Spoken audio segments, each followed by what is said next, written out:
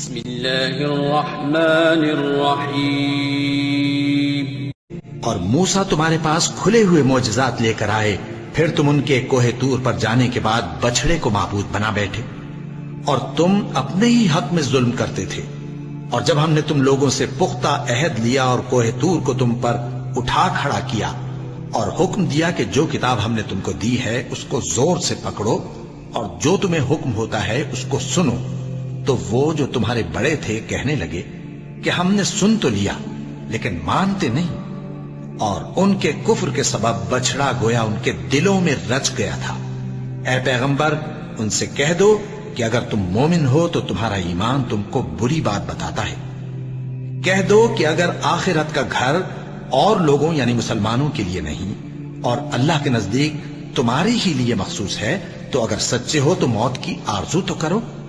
اور ان اعمال کی وجہ سے جو ان کے ہاتھ آگے بھیج چکے ہیں یہ کبھی اس کی آرزو نہیں کریں گے، اور اللہ ظالموں سے خوب واقف ہے۔ اور ان کو تم اور لوگوں سے زیادہ زندگی کے حریص دیکھو گے، یہاں تک کہ مشرکوں سے بھی بڑھ کر۔ ان میں سے ہر ایک یہی خواہش کرتا ہے کہ کاش وہ 1000 برس جیتا رہے، مگر اتنی لمبی عمر اس کو مل بھی جائے تو اسے عذاب سے تو نہیں چھڑا سکتی،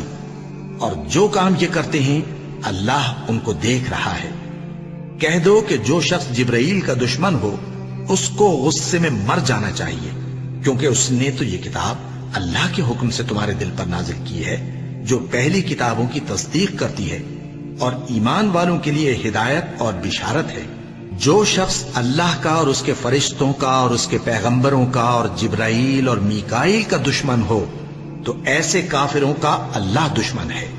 اور ہم نے تمہارے پاس سلجھی ہوئی آیتیں ارسال فرمائی ہیں، اور ان سے انکار وہی کرتے ہیں جو بد کردار ہیں۔ ان لوگوں نے جب جب اللہ سے کوئی عہد کیا تو ان میں سے ایک فریق نے اس کو کسی چیز کی طرح پھینک دیا۔ حقیقت یہ ہے کہ ان میں اکثر بے ایمان ہیں،